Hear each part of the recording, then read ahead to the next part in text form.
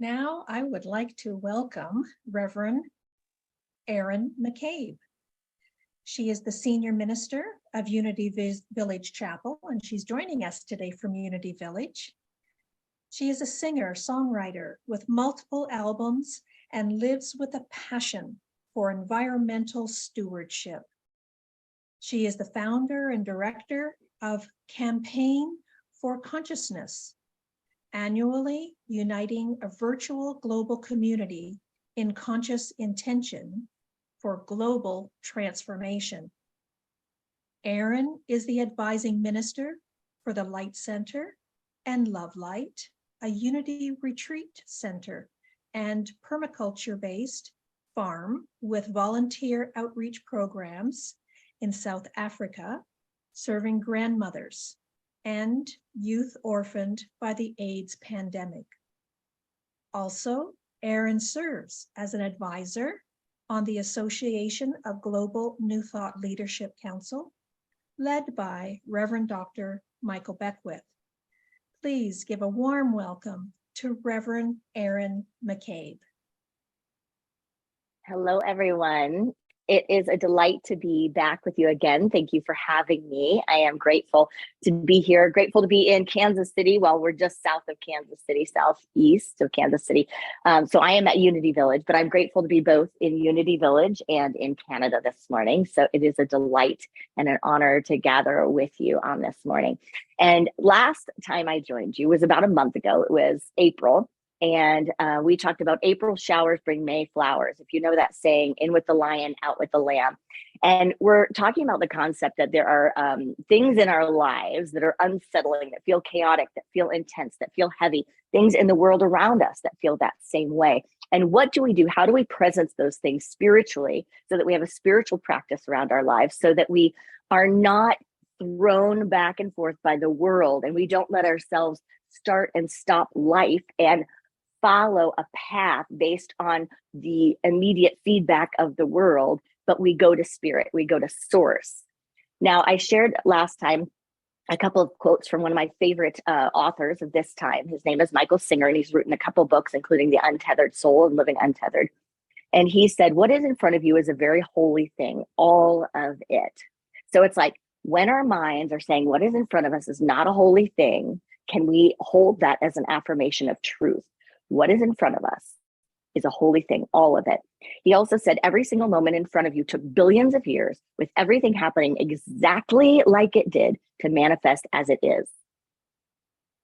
Think of something in your life that goes along with the April showers. Now, if you love rain, that's not going to fit, but along with the storms in your life, along with the chaos in the world around us, right? We can look at anything that's going on and we could say, oh, okay, even this moment, even this took billions of years to form. Now, the song, you all have an amazing music minister that is giving you incredible music. I've noticed that. I mean, it's right on for the last time that I was here and this time.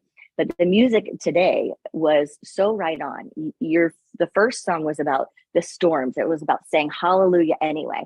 There are storms, relentless. Sometimes we feel like we're in an unending battle. Sometimes we're in between in life. We're in all of the questions. Sometimes we have nothing left to give. And he said that becomes the sweetest offering. So think about that in our lives. And then he says, just to sing hallelujah anyway. That's what Michael Singer is talking about. He's talking about like in the midst of what the human condition feels like and how the human condition and how the world around you and the world within you sometimes, the emotional world, judges what is in front of us. Can we have a practice? Can we have that affirmation? Can we have the unity way, the spiritual path? He also said, Michael Singer said, there are no problems. There are just learning experiences. No matter what happens, you are becoming greater. You are becoming greater no matter what happens. The second song that you all had for today's service that we had to experience together is about imagine being on top of the world, right? Like imagine those May flowers. Imagine, even though in with the lion, out with the lamb, imagine the time and the space of peace and presence when we just see the fruits of our labor. We see the fruits of our practice. We see peace and we experience peace. It talked about in that song, cutting corners. Cutting corners. that sometimes we want to go from that one song, the hallelujah anyway. We want to go from, this is how it looks, into the beautiful world. We want to go straight from April and we want to skip all the rain showers, right? We want to just hop right to the flowers. Like, give me the flowers. Like, let me just pull them out of the seeds. Like, let me go to those seeds and just dig them up and start just dragging out those flowers, because I need the flowers. I need the flowers to be happy. I need the flowers to think my world is okay. I need the flowers to give me affirmation and confirmation that I'm on the right path, that I'm on the right track, that I'm doing the right things, that my life isn't a mess or the world isn't a mess. I need that confirmation. But the confirmation doesn't come from the world around us, does it? I think we've all had that experience a lot of times. We also last time talked about this idea about peace versus happiness from Eckhart Tolle, where he said, is there a difference between happiness and inner peace? He says, yes, happiness depends on conditions being perceived as positive. Conditions, outer conditions, the outer results being perceived as positive. But he says that peace does not. Inner peace does not depend on that. And I want to share a new quote today from Ralph Waldo Emerson. He said, the purpose of life is not to be happy. I mean, think about that. The purpose of life is not to be happy. He says it is to be useful, to be honorable, to be compassionate, to have it make some difference that you have lived and lived well. So that's a different practice. That's a different practice than looking at the world around us going, I need it all to be perfect right now. I need all of the flowers. I need everything to look the way I want it to look, or my mind wants it to look. So about a year ago, right now, I can't even believe this. It's a year ago, like exactly right now. About a year ago, it was our 100-year anniversary at Unity Village Chapel, 100-year anniversary of the ministry. And it was just over my 10-year anniversary. So they kind of lined up. I'm a little bit ahead of the 100-year. And that's pretty significant. That's significant for Unity Village. That's significant for this spiritual community. It was significant for me, 10 years. And we're coming off a pandemic, and there are a lot of changes happening at the village.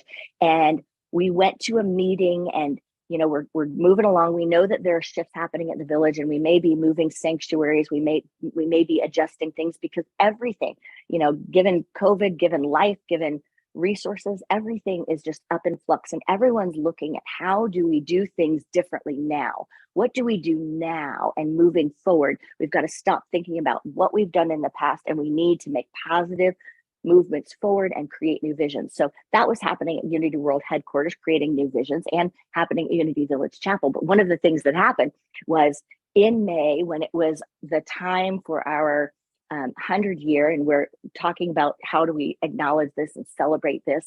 And we came into these meetings, and they were just before May. But anyway, we came into these meetings and got the final word on when our move was going to happen, and when these rearrangements were going to happen, about where we're going to be, what sanctuary we're going to be in.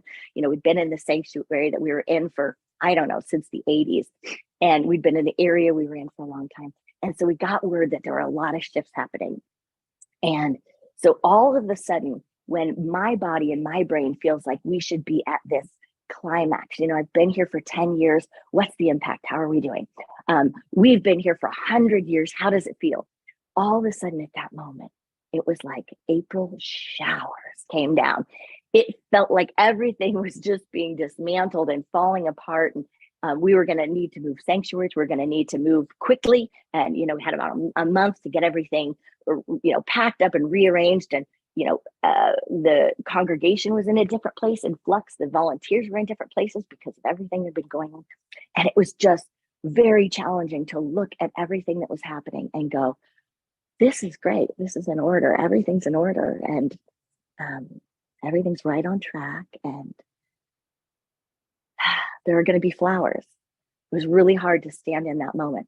I'm here a year later, and the difference in what's going on, the difference in where we are, how it feels to be in our new sanctuary, how it feels to be in our new offices with the gorgeous new labyrinth right outside of the window, how it feels to have a new staff, because that's the other thing we had going on, is the whole staff was dismantling.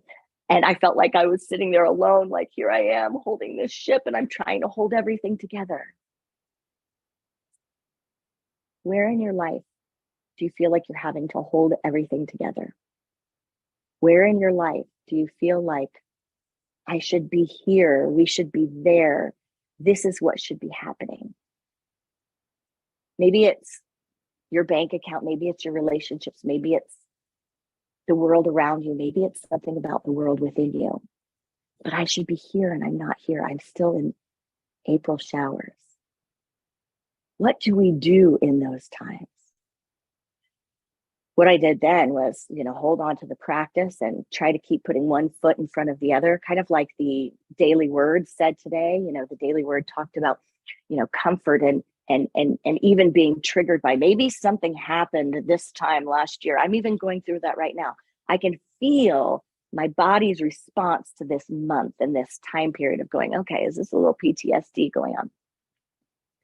But what do we do with the practice when we're feeling this? When we as a community went through this time last year, it was clear that we are not going to be doing a 100-year anniversary celebration. We're not going to be doing a lot of the other things we're going to need to do. We needed to hone in and we need to figure out how we're going to navigate this change, even emotionally among the community.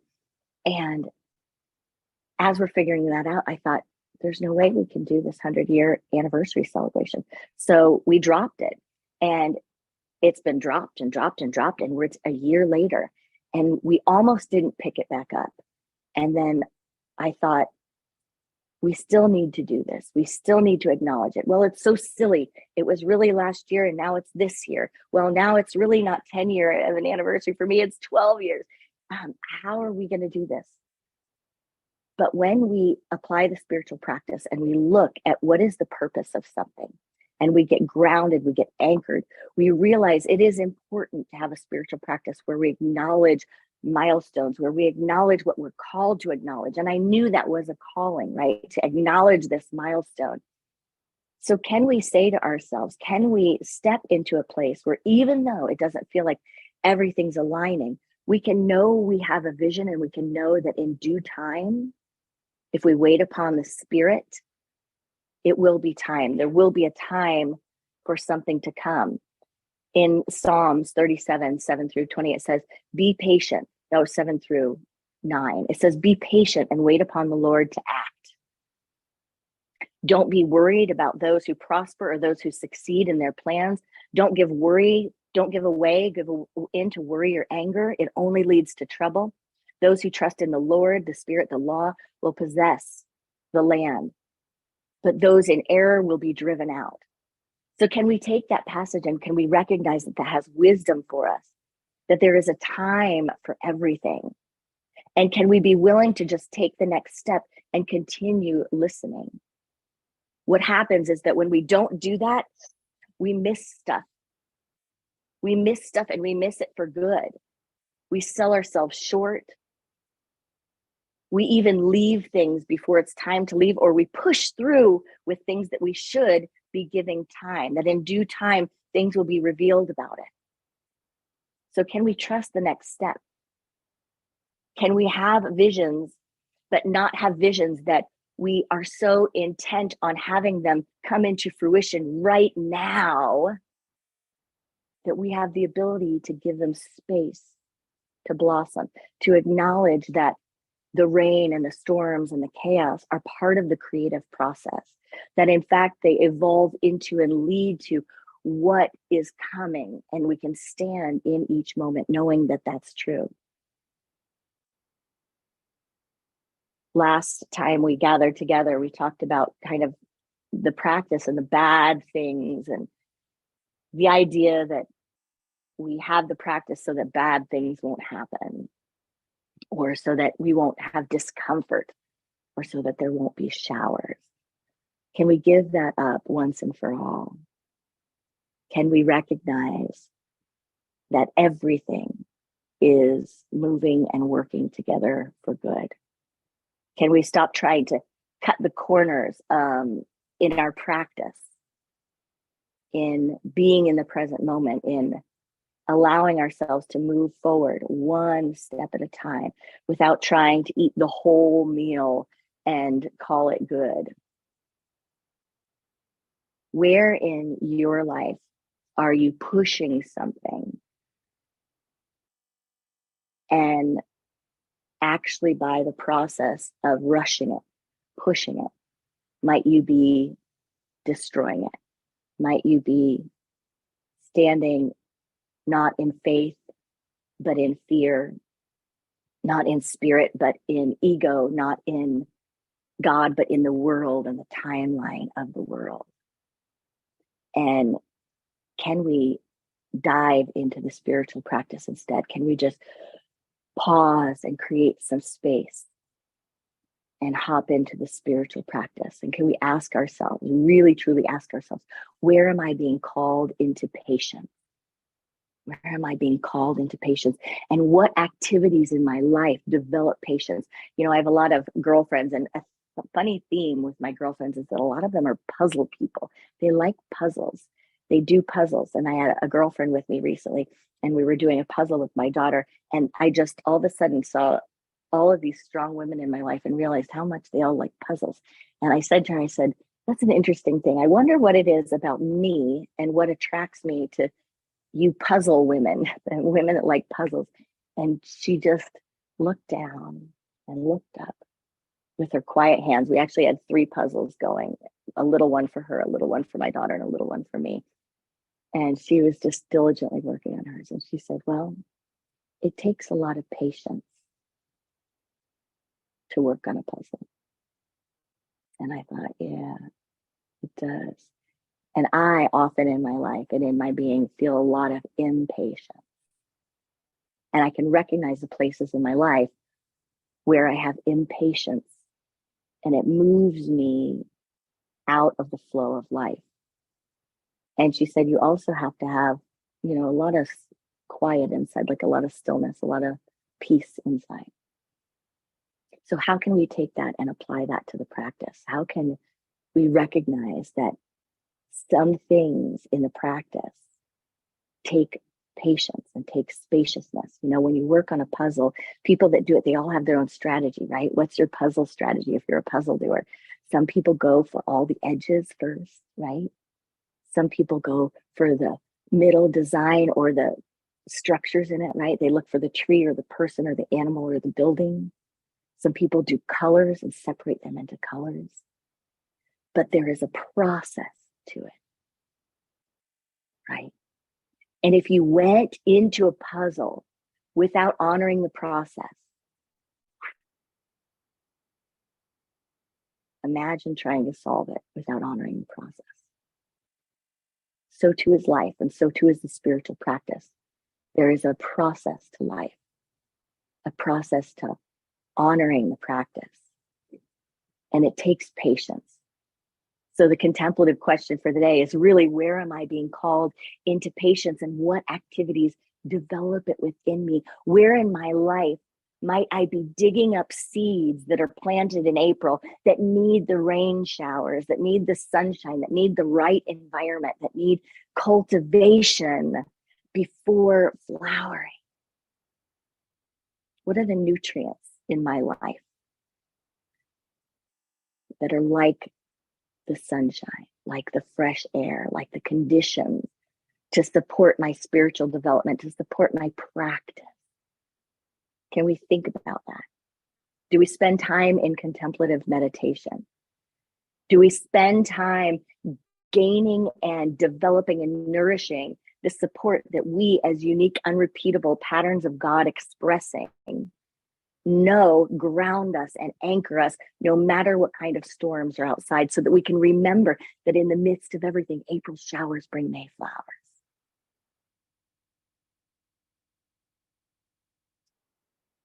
Myrtle Fillmore, so many years ago, received a vision of her healing, received a knowing of her healing, received an assurance that her physical body could be healed from what she was going through. She had years of increasing deterioration. And then she got it, that she is a child of God and she does not inherit anything but wholeness, right? She does not inherit anything but peace, that God is peace, God is love, God is wholeness. And she got that at such a deep level, she knew it. But here's the part of that story that's not always shared.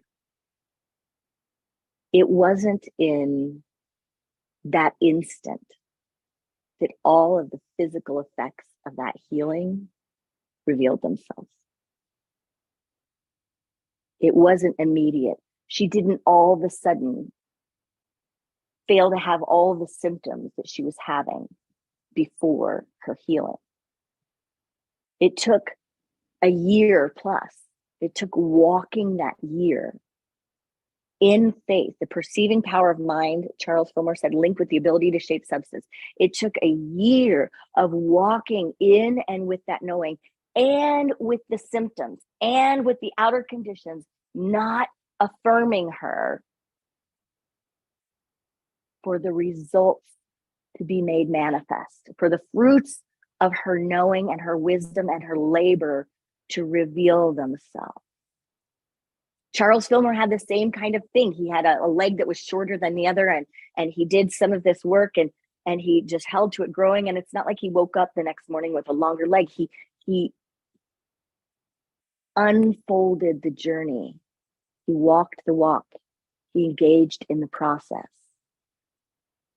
So can we create conditions in our lives that support the unfoldment of the Mayflowers, and just stick to the practice? Recognize that moment by moment,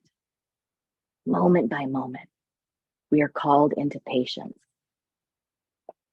Eric Butterworth, in the book Life is for Living, said this: the teachings of unity seek to challenge you, and rightly so, to come up higher, to press on to the goal of your own divine perfection. You should make every attempt to meet your needs on the highest level possible, and to put away childish things. He goes on to say, you should not make the mistake, however, of trying to make a child into an adult overnight. Take one step at a time, in patience. And even if you cannot get up and walk immediately, you can keep your eyes on the goal while crawling forward. So we breathe into that practice. Keep our eyes on the goal while crawling forward. April showers bring May flowers. I step out of the idea of judging the outer conditions, and I live from the inside out, from my source to my world. Namaste. Friends, let's take some time for meditation. I know this is unconventional, but you are at Unity Village with me, and I want you to feel that this morning. So I'm going to take you on a little walk. And someone let me know if for some reason it's not working with the live stream or it comes off. But I want to take you out to the fountain at Unity. We're going to have to walk through my congregation here because they're getting ready for service that starts just a little bit here. But we're going to do our meditations. So I invite you to just become comfortable where you are. Just start to quiet down your heart and your mind as we move into this space that is sanctuary. I just want to bring you to the heart of the village, your village, your space, your environment. There your fountain. You're a beautiful little one. So I invite you to take a few deep breaths. Hello, beautiful. Hello. I invite you to take a few deep breaths right where you are. Inhaling and exhaling into this moment. Just feel the gorgeous energy of the village. You might want to keep your eyes open for today's meditation. You might want to close them. But just inhale and exhale right where you are. Feel the energy of the village, the energy of patience unfolding as this property and grounds. Charles and Myrtle got a vision, and it was one dream at a time, one step at a time, one moment at a time. It was not an easy route where everything just lined up every second on the outside. It was a simple route where they went to source for everything. There is the bridge of faith, the perceiving power of mind linked with the ability to shape substance. Here you are, in the midst of your spiritual practice, inhaling and exhaling, knowing what faith and what patience can create. We give ourselves the space and the time to feel the practice.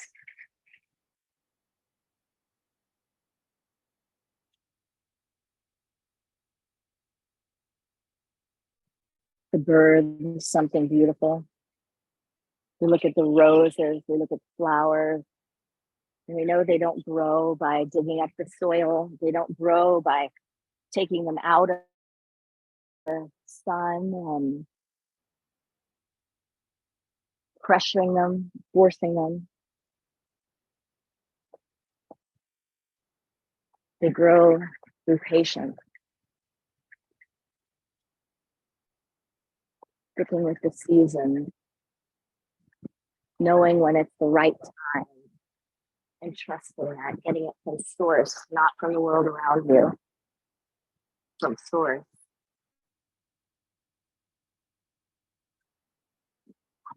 So let's move into a time of silence. Inhale and exhale right in the arms. Acknowledging this holy moment, this divine appointment. Breathing into the space. Coming home to the inner temple. Coming home to the place of our contentment. Place where we trust, we know that we know that all is well. That we're doing everything we're called to do in each moment. Stepping forward. Moment by moment. In this thing we called life. So let's breathe together into a moment of silence. Just grateful. Grateful for the practice. Grateful for this community. Grateful for the flowers in the village. Grateful for the showers. Inhaling and exhaling into the silence.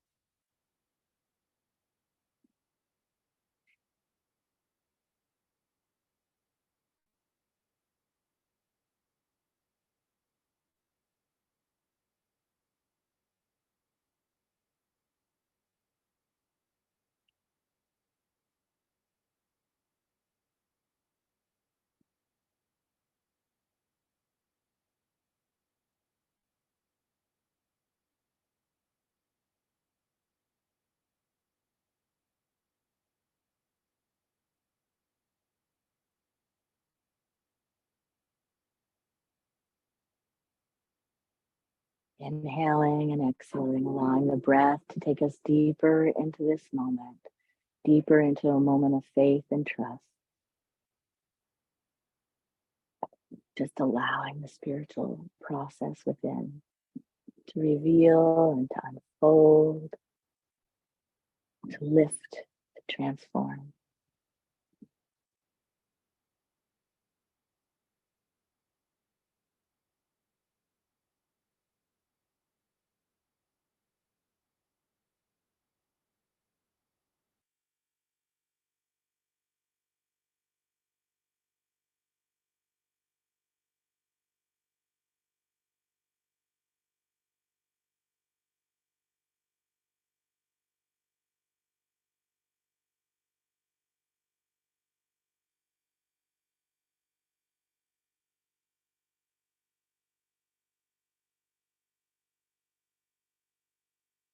By the power of this practice, may all beings have freedom from suffering and the causes of suffering. May all beings know God as love and themselves as emanations of this love. May all beings know that we're born blessed and here to be a blessing. in honor of the lives we've been given in the time and the form we give this life. Namaste.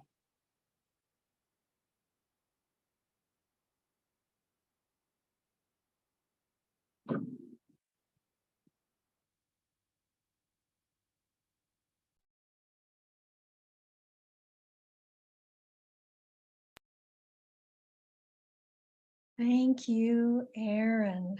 Wow. I really like what you said, that there are no problems. Through faith and patience, we can see they are truly opportunities. Thank you for your words of wisdom. You are an example of a spring flower in full bloom. We love spending our time with you. We love having you with us, and we look forward to listening to your wisdom again. Thank you so much. What a gift to be with you all today. Blessings. You're welcome.